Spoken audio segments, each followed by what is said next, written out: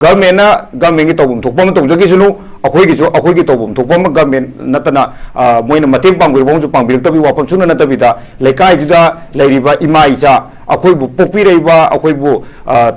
था मापन नापुरगा अखोइबु चाउनन योक्पिरगा खुलदुबु अखोइना कमाय थादोगा चकदैनो हाइबना चिंग मयाम लैबनेना मसिगुमबसिदि अखोइना फजना खुलंगागा अखोइ फजना नेना ताना लेरिबा मैतै नुपा नोंसा मयाम अखोइ लेकाइ लेकाइदा लेरिबा मयाम जिंजे अखोइ थौना लिंजेन तौरगा आइगी इमा आइगी इपा आइगी नुपी आइगी इचल आइगी लेकाइ इनेनो मयाम जिंजे अखोइ चेक्सन ngak दरकार ओइ अवाबा मु अवाबा जिरि लोइद्रिङै दो हुजि अमा मुला आदा मुला कनि अदुदि अमुलै मखोंगे अमुला कनी अदुदि हुजि ngarang nangi khangapु kismaina mo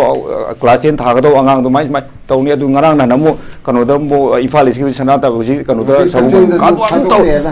tawri ma'am se oza bu bidlak jige oza akhoi हुजी ओइदब फिबम से अदुम सिगुम फिबम जब मानबसे मुग लेपगा मतम खरा लेरकांद अखोइ शांति लेहनब मालगा वखनसिदा मोइन हेक हौरकपगा अखोइना डिफेंसिव मोड ता हाइबा तारे मुंगाक थोकपा सिगी पोसे अदुम तौ लेरे मरकसिदा अखोइ खुनगाकपा अमा याम नुंगाइतब लेखिदबगी तरुक फाजनबगी थादोर हाइबे ngasi ngasi मुसु बन कौबगी वाफमजे लेरे हाइबा तारे मसिनाइ अनि सुबदा राउंड लाकजेगे खुनगाकपना हुजिक लौरिबा थौदांगजे हाइबा तारे तसेंगनमक सिगुम पोट मैम फादोक फाजिनगी लेबा तारगसु अहानबददि हेक चोंथोकपा हाना थेंगनबसु ओइबेंदना पोसे लाक मतमदा खुनगाकपा सिंगसिगी दायित्व से यामना अखोइगी चावे हाइबदि हाइमन बथोअरोय हाइबा तारे अदुम हेंगलै हाइबा तारे अदुना सिगुम थौदोक थोलक मतमदा हेना अमुक हेना अखोइना कानखतना खरा दायित्व से कन्ना लौबगी मथौसे अदुम तारा इब्रा हाइबे पोट सिमसु लाई हाइबा तारे कमाइन थंबिदिङो जा मसी कनोने ममांगदसु बाबुंग हाइबिगी बतुमाइना अखोइसि तसेंगनरगदि अखोइ जनवरी की डेट 3 सिदा अखोइ 2025 सिदा था कुन चपचा फारदोइने अदो तसेंगना मसीगी खुलंगाकपगी अमा ओइना अखोइना दायित्व लौरिबसे ममांगदा अइना दुम अयामसु दुम कनोदसु दुम खननेना बदुम अइना दुम पंजाबदने अखोइना लेरिबा पुंसि मयिंग जेउजिक तसेंगनरगदि अखोइजे लुपा लाख 10 अमगा लोइनरगा अदुगा टिकेट कक्तबा फ्लाइट अमदा करम्बा अखोइ कनो इंडिया ओइबियाय अदुदि इंडिगो ओइबियाय एनी ओइबियाय सिगी सुंदरंग अमदने अखोइ नुजि लैरिबा अखोइ ngakjariba खुलसे करिगिनो हाइबा मतमदा अखोइना हौजिक खुल ngakपजे अखोइना कमाइ तौरगा ngai नत्रा हौजिक कमाइ तौरगा मु अखोइ हेंजना मु ngakadage हाइबजिदि तसेंगना अखोइगी लैरिबा खुल ngakpa मोइना लेकाइ खुल नत्रगना अखोइगी बोर्डर नकना लैनरिबा अखोइगी कांपोपी डिस्ट्रिक्ट की ओरगसु इम्फाल वेस्ट का ताइनबदा लेरिबा अखोइगी मैतै तारिबा लोइजिंगलोयादा मैतै खुंदारिबा सिंगा अदु चिंगमी चिनलाउ तारिबा मरकसि लैनरिबा मसिगी मरकसिदा अखोइजे करमाइना हुजि फोबदा अखोइजे खुलंगाकेबदा हानगी लेरिबा महौसागी लेरिबा खुलंगाकपदो अदुगी खुलंगाकपदो तामोजि ओइद्रे करिगिनो हरकांदा हौजिक्सिना अनौबा मखलगी खुलंगाकपगी अमा सिस्टम अमु होंगे हुजिक्सि हानगीदुना राउंड चलगा खुलंगाम बाइबमा हौजिना अखोइना सब युंगगा अखोइ पुरा बॉर्डर पिलर की टाइप तक युंगगा चाप चान ngaga थेंगनरगे हायरगा लैबा खुलंगाकपा मा मसिदने अखोइना हुजिक तौनरैबा कनोजे अदुना मरम ओरकांदा अखोइना ngaइबा खुलंगाकपसिदि तसेंगनरगा अखोइजे कनाना कनबिगदैनो सिक्योरिटी फोर्स ना कनबिदोरिरा नत्रगा खुलंगाकपा अखोइना मणिपुर से कनगदोरिब्रा नत्रगा गवर्नमेंट से कनबिगदैरा हाइबगा सिगी अहुमजे सुम येंगनबा मतमदा लेबम सोक्लै लेत्रबा खोइजे चेनबम सोक्लै लेत्रबा मफम लेत्रे चेनबम लेत्रे हिंगनाय मफम लेत्रबनेना अखोइ लेंब सुग्या यादे सिनि अखोइ ने अमकन हारिजे अदुमाइन तौदना लैरिबा जगा जगागी अखोइ बॉर्डर दा नकना लैरिबा अखोइ ngasi इम्फाल ईस्ट ngarang नंदि तांग कुनमरि दि सुम तौना कापनर कोलन नमि हुमनि मरि कंटिन्यूसली स्माइ कापनरगा स्माइना लैबजे मसिगी जगा जगा दा लैबा अखोइ बाइतै खुंदारिबा मयाम जिंगसे मसिगी अखोइ एमएन ऑब्जेक्ट सि करिनो हाइबा मतमदा अखोइ लैबा गवर्नमेंट सिन ममाइ चुमग अदु तौगदमनि अदा तौगदमनि हाइबा नतबिदा अखोइ स्टेट अमा तौगमनि थोइबा तौ पाउंग सि जैसे नरगति मसि सुक्ताउ तौदबजे मीना अखोइगी लेकाइगी दा ngaइबा खुलंगाइबसे आइगी इमुंगी इंजांगजे आइगी इमुंगदुना आइगी आइना पीरकांदा आइगी नुपीदुना थोंगगा फजना अखोइ चाबा हावगदोइनेबा अखोइगी खुंदुना यूनिटी ओइद्रगदि अतोप अतोप लाइबा एनी अरामाइ तेंगोलजो जनो मैतेलि पुंजो जनो लाखपो लाखपिरिबा अखोइगी खुलंगाकपो लाखपो चपिरिबा मा मफम मफम यौसलैबिसिंसे अखोइगी लेरमिबा पोजिशनदुना फलमदा तारगदि मोइ खुलंगाकपगी मोइ वाखल हनगनीबा करिनुने हाइबम लेगनीबा सेफ्टी लेरमद्रबा नत्रगना स्पाइ लेरमद्रबा पोजिशन चारमद्रदि कमाइ तोबनो हाइबसे मसि मोइसु वाखल अमा खनगनीबा अदुना ताकपदि लेरिबा अखोई इम्फाल की ईस्ट खंगते वेस्ट खंगते नॉर्थ साउथ ईस्ट लेरिब जगह सिंह मैतई का अखोई कुकी का ताइनरिब लेरिब जगह सिंह से खुल खुदिमक लेरिब मैतई कुंदारिब सिंह से चेक्शन तामो सी चेक्शन रगदी तत्तना इरांग थोकनी इरांग थोलाब मनुंगदा मतम गवर्नमेंट सिक्यूरिटी फोर्स हाजलो सिक्यूरिटी फोर्स हाजलो कानदेब हुराम चख्रब सोम कोसल फाजे है यारोब मतम पुंबदा अना खुलनापम हजनिंगबदी हाना लेरिब खुलनापम अखोइबसे मसी अखोइगी लेकाय खुंदुगी मिपुम खुदिमकसे अखोइ यूनिटी अमा ओइगदबनी मसीगी यूनिटी ओइद्रब इन ताम चो अखोइ खुलनापम मयाम राउंड चलगसुने अखोइ कनो तौब ngमोइ मोदी करिगिनो हरकांदा अखोइसे कइनोनेबा अखोइसे साओलबनेबा कुकीसिन लंजाओ लेग्रेबा तंजाई गग मुझे अखोइसे लाकने गाय लेबनेबा लुमग लेबनेबा अवांगबदगी दुजु पावो मखादगी येंब नतेबा अखोइने मखादगी येंगप मतमददी पैसा चंगेबा करिगिना पैसा चंगेबा अखोइ ड्रोन पाइंदा यादि अखोइने येंगु मतमददी आरो मिगिदी नुंगिन चतादेबा नुंगिन फदे तुम ले उदेबा लेते हरगा अखोइ फ्रीद लेथोएबा अखोइगिदी ए उदे थाजदे मी हाइजन गोरंगनी हाइबो पोएबा आरो मोदी नुंदांग चक्ताबनेबा मोदी नुंदांग चक्ताबनेना नुंदांग नुंथिंदा लेहिदेना अखोइना खंतो लेरे आरो नुंदांगदि मोदी चक्ताराबनेना अखोइदि लाल लोर माले मीना कापक्त्र मालेना लेरिबा चिंगा नक लेजि मै गान था लेरे अखोइदि मै गान थालाबनि मोदी कदोम साइड मई थालीरो कदोम साइड लेरि साप चाना खंग लेबा मोदी दा मोदी सिंगरगदि अदुगी तंजादुर कुतोंग चाब लौरगा मखोइना अखोइ तत्तने एटेक तोबने हाबजिदि मसि ngasi खक्तक नते ममा था कुन फारगदोबजे मसि लेरिबा अखोइगी मैतै तारिबा खुदिम खुन तारिबा मैतै अखोइ कनोजे लोइ खंगदबने बसिदि सेक्शन बाय बसिना अखोइदि ख्वाइ कानाबनि सेक्शन लौदब मिकुपतुदा अमा सोको मतमदा मणिपुर इरांग हौइ खुलनापमा सोरको मतमदा मणिपुर इरांग हौइ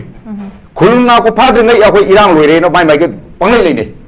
सानै युनैङरगा माइ माइ चापम तोको माइ माइ ngauring मफन कै ngौना ले इरांग थोलकांदा शट डाउन तौनी करी कानै इरांग थोलबो मतमदर खुलनाफम फाग्रे कांदा अखोइ म्याम पुनवा मिने वाद्रिङै मरसिदा चटलिबा मयाम जिंदो अदुगी मति वाना वाना लेरि मतमसिदा border da leriba akhoi gi jaga da leriba maitai tariba mayam akhoi kuki ge nakna leriba jaga sing asidi akhoi myop nam sing na legadam ne haba jidi leriba akhoi gi khul du village authority gi myoi sing aduna club khangde mara pai bi khangde village authority jindra wari je patna baja saraga mi lak tra ju ama lak tra ju sidi akhoi thadok pa yate akhoi na thadok gadi masi mayo ne gi dei ni ka haiba wakhalon je leigam da budi leramani tobudabu hena हेना हक्चांग यावना थवा हक्चांग यावना नक्सल हनिंबगी वाखल लेयेबा खोइदा तसिंगना रगदी नकपगी मरमददी अखोइगी नखरजाने याम नखरजाने अदुबो अखोइना ममांग दु हाइजबजे येंगो मतम अदुगी बदु येंगो मतम दा चावग्रब चिंगजे अखोइगी कनो तवगा tunnel हुटपदा machine सिजना गदौना machinery ma'am सिजना हुटलगा tunnel फावदुबो याबो खुटपगी film लेबजे अखोइदी येंगबदा कनानु येंगिजे हरकांदा अखोइदी कनोने येंगनबदुने येंगिजे अदो आइना नुंतिगी इमुंग मनुंग फैमिली मगी इचा इशु यावरगा पुन्ना सही मगी चाना नबगी दमक्तने हेना आलू फजना आलू अबे चाइबेजे कांगुन तौरगा चुरी हाइगला थारिबा आलू जे मसी अखोइना नोंग मसे नहुदब नुमित बिकुप अमददा मथिबोंग लावबो सल अमा चंगा मसे हाइगिनि हाइबजे मसी तत्तना यदुम हाइबा मसीगिजे अदो नोंमै कापकबाइजे अदुम जगाम कापकबा हाइबदुदी अखोइ खोइ लेरिबा खुलंगाखु मयाम सिंगसिना ऑब्जर्वेशन फजन तौबिरगदी अवांगदगिना मखा पांग चेलक मतमदरी अदुकी मति वादुइनेबा टाइमिंग दु चाद्रगदी टाइमिंग जिदा नोमै कापा होलो नोइ कुकिगेनो नोमै कापतरो सिको अतोप सेंट्रल फोर्स ना हेरें खलजे असिदा अखोइ नोइना नोमै कापा होगांदने अखोइ मैतै खुलंगाखु मयाम लाकनी लंबी दो अखोइ फागे हैना मुइ सिनरमति सिनर मोइन गाइस लेते पाबुं सिजे अदु मसिना तारे अदु म फाबो तारगदी खुलदुबु ngak नबु मफुम योगद्रा अदु सोम फागरे हबदुगी अखोइ मयाम इरान होगद्रा अदु अनिमक डबलिंग तोरै तारगदी अखोइ मैतै अदु वागनी हबने आइना हबदी अदुना लरिबो मफमजिदा खुल ngaइबा अखोइगी लैमिनरिबा अखोइगी हुजिक मणिपुर कंदबा देंग खै काइबे यारो अखोइ इगी लमद इने सिंगदबने थवायक जाउना तुम चाबा खंदंगी मफम खंदंगी तुमि कांग मरक तुदा इंगदब खंदने माइसा अखोइ सोकपा याबा नते अखोइगी मैतैदी थाइनदि इपाइ पुदगी स्माइल लेरम पोनी कन्ना चेलिबा मरकसिदा अखोइ अखोइना बोर्डर दा लेरिबा खुलतारिबा अखोइ जिंग जिजु तसेंगरदि यामना ज्ञान ताना तौमिनरगा खुलजे फजन ngakpiragadi maraktuda hairaga leriba akhoi group smaila akhoi lan khulnga pa chali basing asida makhoi ga akhoi toina pau phaunar smai mai tobu khot pa haibena chimra tau taragadi akhoi irang je thok toba ayam ju oigadra ni khali aduna maram morakanda akhoi gi cookie singna attack toro pai basidi masidi tasingna cookie gi terrorisna akhoi attack to basidi makhoi gi profession ne basidi akhoi mai te community de attack to basidi moi gi kanu yaw lai grabane ba akhoi na do ngamudo wani attack to basi akhoi na to attack to basi kari no harakanda moi na ka pa ka akhoi u do ka pa sidi ba akhoi na mu to risina sidi khena ba khal lai basidi adune da aina ham thamjaningi ji okay za yam ngai je akhoi gi yam chume za akhoi section basime de akhoi gi yam namak akhoi gi daka lai re do gi ki ozan ju thambi ki ba akhoi deployment gi matang si ba tare akhoi na irang thok thok kompham da thajin ba adagidi haiba tare mina khudong chaba hana lawkhiba akhoi lan se marom tharagana amana haurakpani amana ngak thokpani aduga hauraknabagi tawraga sem saraga leiriba pot tu loira matungda akhoi gi just like a torch behind the thief huran matung mairing badobain haiba tare mina haura matungda akhoi na dum sigi pot se leibasene yam asoiba lakan hebo fam ju thami loina hujik akhoi gi state na ngakadra central security force ta ngakadra kun ngakpa sing ngak chagadra haiba gi wahang simasu ahum simasu yam chawang thokle haiba tare sigi deployment si matangda akhoi ngarang akhoi gi ngasagi nomai kapna khibagi koi sana sabi sigi mafam swai da haiba tare akhoi gi village ki khungak pe gi da chawba thodang lawri ba haiba tare akhoi gi media footage sing da akhoi na sum loin thagat le ubu matam da haibasi akhoi sarkar na ngasi asi aseng ba ma khanghan ga dawni aduga akhoi gi ngasi gi matam je hen khiba taraga di matung da akhoi si sima thamjilani sima force sima thamjilani sumaina nga ani kan harak podo adugu modo akhoi thaja base mamu gi maduda yaba ngamoi akhoi gi action taken si chap chapa akhoi gi oigada pot ama tawgani adumaina harak podo akhoi nesonda ti yaba ngamaroi akhoi sidi phawba akan ma changsin kani ga haiba gi amna penda ba haiba tare sigum phongdop wafam su leire duna deployment gi matang si achauba question ne haiba tare si gi matang si ma leire yam nungai je oza ai lakchige oza khoi husiki khun ngak pa gi matang si tasengna lobbi ga daba daita log ga daba dan log dram dana akhoi tanda siroina akhoi gi fundo ga leibadi yadam dana isana daita se lore achauba daita se lore thengna ga leire adu sida awana matham matam gi mem thengna bai huji pot leire duga ai ngasai soi mate am panjagi boza lakchaning boza huji sune akhoi khul ngak pa gi thoi be irang sida ama yam nungai taba thongdok ta ama leikidaba aduga taruk ma phajila thambasi masi thador u wari mara leibasing picharak piu haibna chingba ngasing simaksu akhoi gi ban tawdana chathadana pose lei haiba tare siguma phibam sidaida akhoi gi khungak pasing phaba punba misi mina yorakpa sumain haiba tare koi marak tegi sumain lakpa tare ga de amu akhoi na mu laiba mi kanu se haiba tare concern se haiba tare khungak pasing kina hawbode hango chongthoga leibak se ngak pa achauba thongdang lawri basina ninghan narakpa haiba haigadra akhoi gi masigi kanu spirit of sacrifice masi si mangidra ka haibagi potsu question haiba tare swai area sa adum kanu to boy kamai than bining oja swai de masi khul ngak pairaga masi akhoi ni ngai ba khul ngak pajiga hojiki akhoi gi khul ngak pa ngarang nan gi akhoi gi hero khangbo som da phari ba akhoi gi taruk phari je amal lei gidre ko adu ju class 10 metric thaga da bani nai adu ju nuaite adu tasengna akhoi gi magi family victim oi magi family di ma ujigi moi gi kanu din mama du na ima du na haibata di ma je tha manga taruk sure yum da lakhi da ba irang ji tholok podagi haibagi wari mu ju palli magi je adu tasengna akoina khul nga pune hairaga ngasai gi yum da halakhi da kuire haba wai je tasengna government nam khoina ma ujigi akoi gi khul nga pa mo oina kanu gi emotional da akoi gi manipur ji kandaba yadi haina khallaga tholokibagi khulngakpa oiribra natragana karamai to bono haibadumagi akhoi du khara chamamna bam lei basigi je adubo tholeiba laigidriba akhoi gi khulngakpa athobu du ju akhoi gi chamane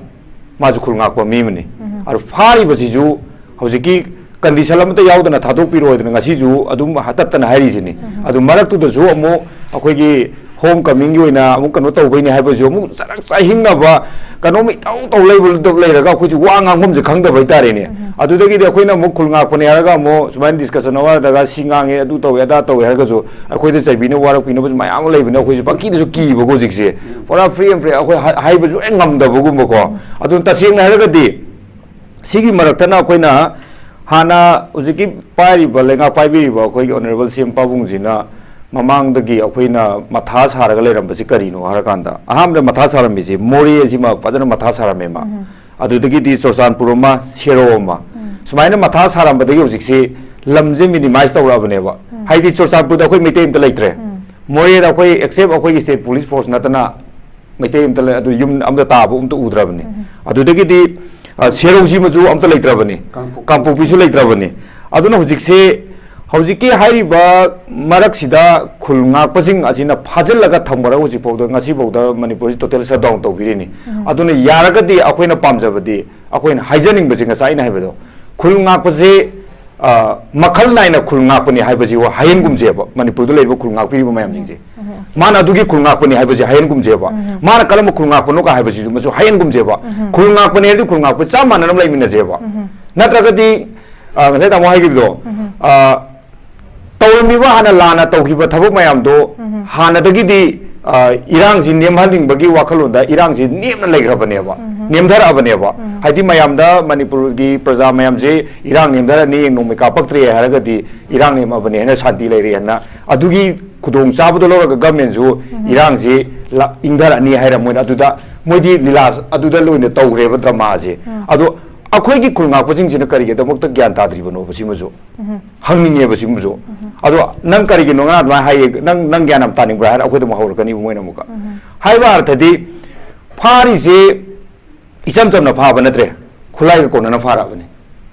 ꯈꯨꯠꯂꯥꯏꯒ ꯀꯣꯟꯅꯅ ꯐꯥꯕ ꯍꯥꯏꯁꯦ ꯁꯤꯈꯤꯕ ꯑꯊꯧꯕꯗꯨꯗꯤ ꯑꯩꯒꯤ ꯏꯆꯥ ꯏꯅꯥꯎ ꯑꯩꯒꯤ ꯃꯔꯨꯞ ꯃꯄꯥꯡꯗꯨꯗꯤ ꯃꯥ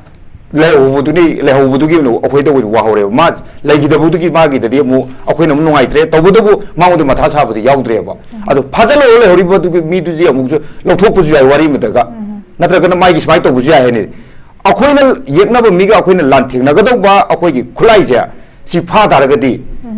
ꯃꯅꯤꯄꯨꯔꯒꯤ ꯂꯥꯛ 30-35 ꯀꯟꯕꯁꯤꯗ ꯃꯥ ꯄꯨꯡꯈꯥꯏ ꯑꯃꯗ ꯃꯥ ꯁꯤꯖꯤꯟꯅꯔꯒꯁꯨ ꯑꯗꯨꯒꯤ ꯈꯨꯠꯂꯥꯏꯗꯨꯁꯨ ꯑꯗꯨꯛꯀꯤ ꯃꯇꯤꯛ ꯃꯃꯜ ꯌꯥꯝꯕ ꯀꯩꯅꯣꯅꯦꯕ ꯑꯩꯈꯣꯏ ꯂꯩꯖꯗꯕ ꯑꯩꯈꯣꯏꯗꯗꯤ ꯇꯁꯦꯡꯅ ꯍꯥꯏꯔꯒꯗꯤ ꯑꯗꯣ ꯑꯗꯨꯝꯕꯗꯨꯁꯨ ꯑꯃꯨꯛ ꯂꯩꯔꯕ ꯃꯔꯛꯁꯤꯗ ꯈꯨꯜ ꯉꯥꯛꯄꯁꯤ ꯌꯨꯝꯗ ꯂꯦꯡꯗꯅ ꯈꯨꯜ ꯉꯥꯛꯄ ꯍꯥꯏꯕ ꯑꯃ ꯀꯨꯏꯆꯠ ꯆꯠꯂꯒ ꯈꯨꯜ ꯉꯥꯛꯄ ꯍꯥꯏꯕ ꯑꯃ ꯁꯤꯒꯤ ꯈꯨꯗꯣꯡꯆꯥꯕꯁꯤ ꯑꯩꯈꯣꯏꯒꯤ ꯃꯐꯝꯗ ꯂꯩꯔꯤꯕ ꯖꯒꯥꯒꯤ ꯈꯨꯜ ꯉꯥꯛꯄꯗ ꯑꯗꯨꯗꯒꯤ ꯑꯃꯨꯛ ꯀꯧ ꯁꯥꯟꯅꯕꯗꯁꯨ ꯃꯁꯤꯒꯤ ꯑꯩꯈꯣꯏꯒꯤ ꯃꯔꯛꯇꯁꯨ ꯉꯁꯥꯏ ꯄꯥꯎꯡꯗ ꯍꯪꯂꯥꯏ ꯁꯥꯕ ꯌꯥꯎꯔꯕ꯭ꯔꯥ ꯍꯥꯏꯔꯤꯁꯦ ꯃꯁꯤꯁꯨ ꯆꯤꯡꯅꯗꯕꯁꯨ ꯉꯝꯗꯦꯕ ꯁꯦꯡꯅꯔꯒꯗꯤ ꯑꯗꯨꯅ ꯃꯔꯝ ꯑꯣꯏꯔꯀꯥꯟꯗ ꯑꯩꯈꯣꯏ ꯈꯨꯜ ꯉꯥꯛꯄ ꯑꯩꯈꯣꯏꯗꯤ ꯇꯁꯦꯡꯅ ꯂꯩꯔꯤꯕ ꯍꯧꯖꯤꯛ ꯒ꯭ꯔꯨꯞꯀꯤ ꯂꯩꯅꯔꯤꯕ ꯃꯌꯥꯝꯁꯤꯡ ꯑꯣꯏꯔꯒꯁꯨ ꯑꯩꯈꯣꯏꯒꯤ ꯑꯔꯥꯝꯕꯩ ꯇꯦꯡꯒꯣꯜꯒꯤꯗꯁꯨ ꯍꯧꯖꯤꯛ ꯂꯨꯆꯤꯡ ꯄꯨꯔꯦꯟ ꯇꯧꯔꯒ ꯐꯖꯅ ꯒ꯭ꯌꯥꯟ ꯇꯥꯅ ꯍꯥꯟꯅ ꯍꯧꯔꯛꯄ ꯃꯇꯝꯗꯗꯤ ꯑꯩꯈꯣꯏ ꯒ꯭ꯌꯥꯟ ꯇꯥꯅꯔꯝꯗꯦ ꯍꯧꯖꯤꯛꯇꯤ ꯃꯤꯉꯣꯟꯗ ꯑꯗꯨꯝꯕ ꯇꯧꯒꯦ ꯍꯥꯏꯕꯒꯤ ꯋꯥꯈꯜꯁꯨ ꯂꯩꯇ꯭ꯔꯦ ꯗꯨꯠ ꯗꯥꯠ ꯍꯥꯏꯕꯒꯤ ꯋꯥꯔꯤꯁꯨ ꯂꯩꯇ꯭ꯔꯦ ꯍꯧꯖꯤꯛ ꯌꯥꯝ ꯏꯪꯅ ꯆꯤꯛꯅ ꯆꯠꯄ ꯌꯥꯕꯒꯤ ꯈꯨꯗꯣꯡꯆꯥꯕ ꯍꯥꯏꯗꯤ ꯃꯥꯏ ꯒ꯭ꯔꯨꯞꯁꯦ ꯒ꯭ꯌꯥꯟ ꯇꯥꯅꯔꯝꯗꯕ ꯄꯣꯠꯁꯨ ꯒ꯭ꯌꯥꯟ ꯂꯥꯛꯈ꯭ꯔꯦ ꯂꯥꯟꯁꯦ ꯇꯧꯅꯒꯗꯣꯏꯁꯦ ꯑꯩꯈꯣꯏ ꯈꯛꯇ ꯇꯧꯅꯔꯒ ꯑꯩꯈꯣꯏꯁꯦ ꯑꯄꯪꯕ ꯇꯥꯒꯗ꯭ꯔꯥ ꯀꯥꯏꯅ ꯂꯩꯔꯤꯕ ꯈꯨꯜ ꯉꯥꯛꯄ ꯃꯌꯥꯝꯁꯤꯁꯨ ꯈꯟꯗꯕ ꯅꯠꯇꯦꯕ ꯒꯚꯔꯟꯃꯦꯟ ꯂꯩꯅ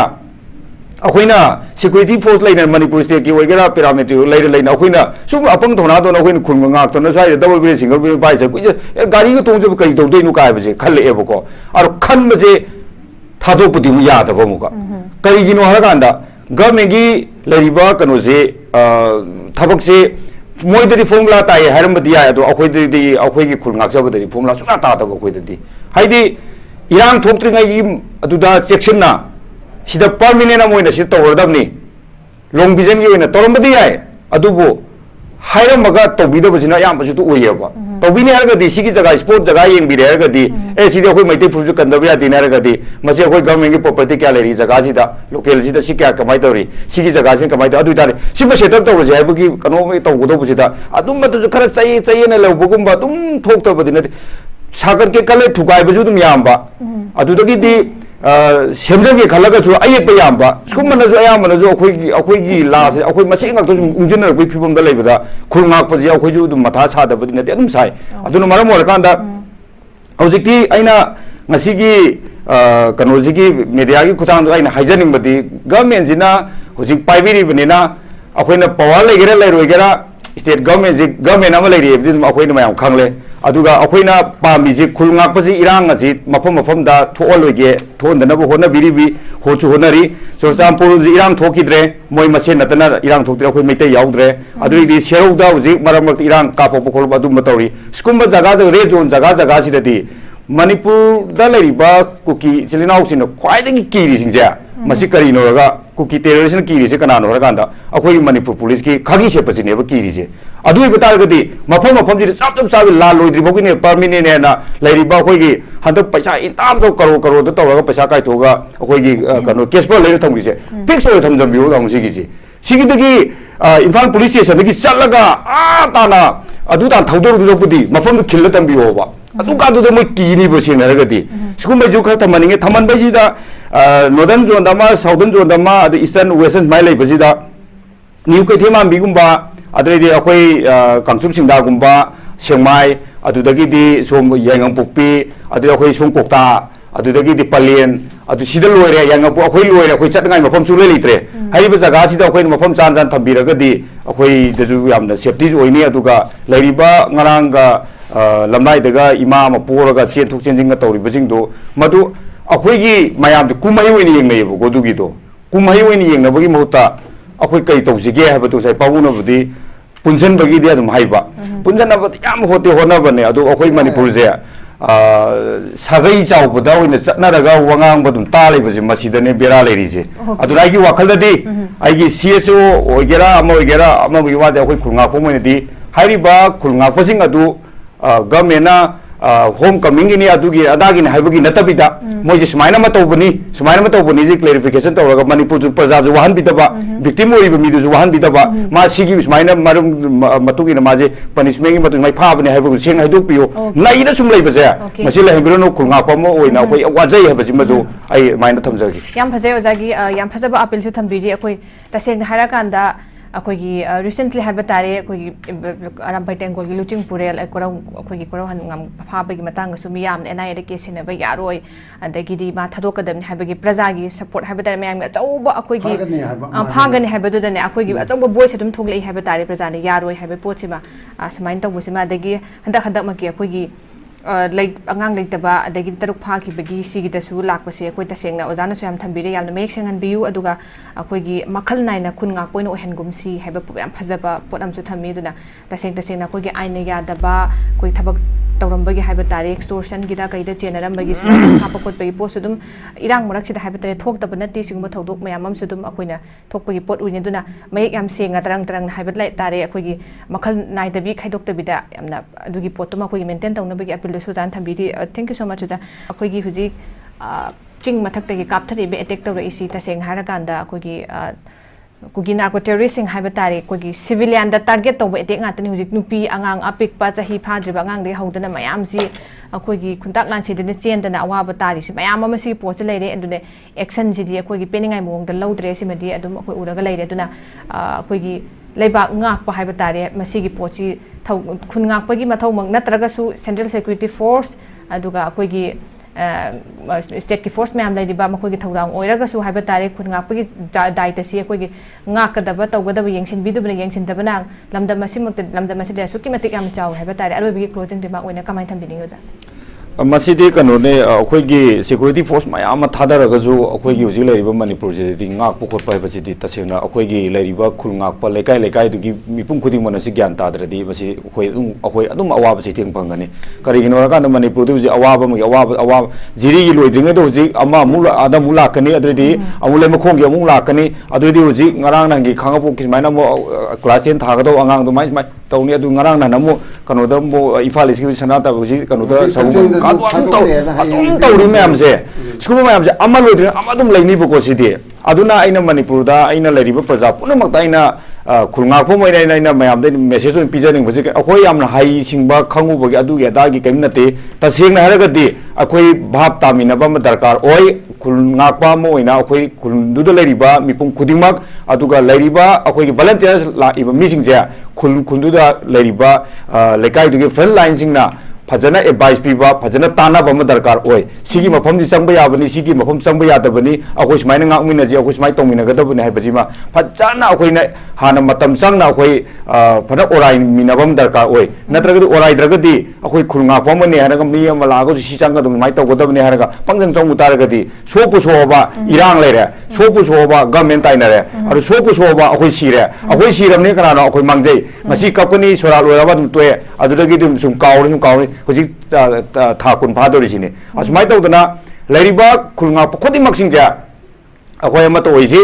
अखोय नियम चुम ngakसी अखोई नियम चुमना लेमिनजी नियम चुमना ई पाव फाउनर अखोई कमाई तौजिगे मणिपुर कंजी गवर्नमेंट की तौबम थोकपम तौजगिसुनु अखोई की तौबम थोकपम गवर्नमेंट नतना मोइन मतेंग पांगबिबोंजु पांगबिरक्तबि वाफम सुना नतबिदा लेकाइजुदा लेरिबा इमा इचा अखोइबु पोक्पिरैबा अखोइबु था मापन नापुरगा अखोइबु चाउनन योक्पिरगा खुलदुबु अखोइना कमाई थादोगा चकदैनो हाइबना चिंग मयाम लैबनेना मसिगुमबसिदि अखोइना फजना खुलंगागा अखोइ फजना नेना ताना लेरिबा मैतै नुपा नोंसा मयाम अखोइ लेकाइ लेकाइदा लेरिबा मयाम जिंजे अखोइ थौना लिंजेन तौरगा आइगी इमा आइगी इपा आइगी नुपी आइगी इचल आइगी लेकाइ इनेनो मयाम जिंजे अखोइ चेक्सन ngak दरकार ओइ सिक्युरिटी नाइ तारगे अखोइ सिबा मताबनी अरु सिक्युरिटी खक थादोक तारगदि अखोइ कोमथोगदि अखोइ सिबा ताबनी इसा की सूब नोब पैसा तानदब यादबनेना मचा मसु इमु पुनरी मातंगनेना चनब मतम चाना चपियु मतम चाना हंबियु मतम चाना हलगा आई लेकाय खुन की ड्यूटी दो आई नोम की तौदब यादब आई तारिब ड्यूटी तो पुंग अदुक ने बजा फजना तुमदना पुंखाय मत ओरगजु आइना ड्यूटी फजन तौरमगा आइगी युमदुदा आइगी नुपी आइगी इमा आइगी इपा आइगी लेकाय इने चनजिंगे अखोई बु थाजबनी खलगा मोइ तुमजरिबदो मदु सोइदना ngaknanabagidamagta khulngakpajingna ko punna ngakminaje wafam tamjari okay yam nungai je thank you so much koi gi ngasi maksuni koi irang thoi mafam du degi koi video footage me amasu ubiramen haiba tare koi sai hingna boi damak de koi chen tho kan isa ge safaga da mafam du da dum leirasu yai adu boy koi na mafam sat khraga di kana nang ahogani haibagi yamna pung sunung siningai oi ba haiba tare du gumbagi kunja singna phongdora pa mafam jo mayam lei adegi oza gi yamna phajaba section wa aduga koi appeal su thambi thank you so much